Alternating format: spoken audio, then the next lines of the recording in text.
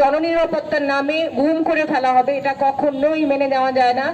আমাদের এখন সময় আসছে যে আমরা আমাদের জননিরাপত্তার প্রশ্নকে নতুন করে চিন্তা করি। কেন স্বাধীন দেশের মানুষের নিরাপত্তার নামে পুলিশের হাতে, র্যাবের হাতে মরণাস্ত্র দেওয়া হবে?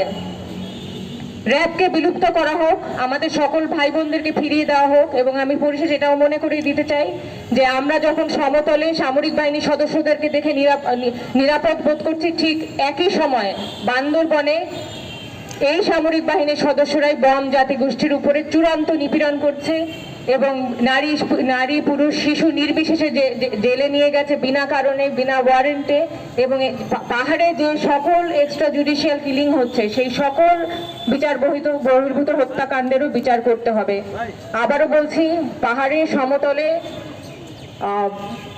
সামরিক বাহিনী এবং সকল আইন শৃঙ্খলা বাহিনীর হাতে যে সকল নিপীড়নের ঘটনা, মানবাধিকার লঙ্ঘনের ঘটনা হচ্ছে, সেই সকল ঘটনার আমরা সুষ্ঠু তদন্ত চাই।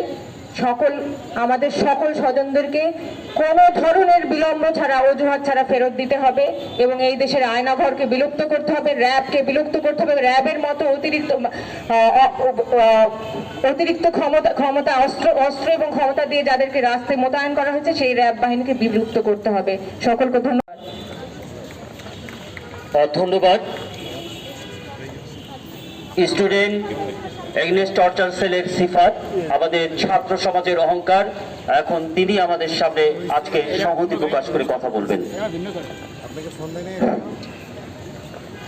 বিপ্লবী ছাত্র, শ্রমিক, সৈনিক, জনতা সবাইকে জানাচ্ছি বিপ্লবের শুভেচ্ছা। আমি সালেউদ্দিন সিফাত, স্টুডেন্টস এগেইনস্ট টর্চার নামক একটি মানবাধিকার সংগঠনের ডিরেক্টর হিসেবে আছি। আমি মায়ের ডাকের সাথে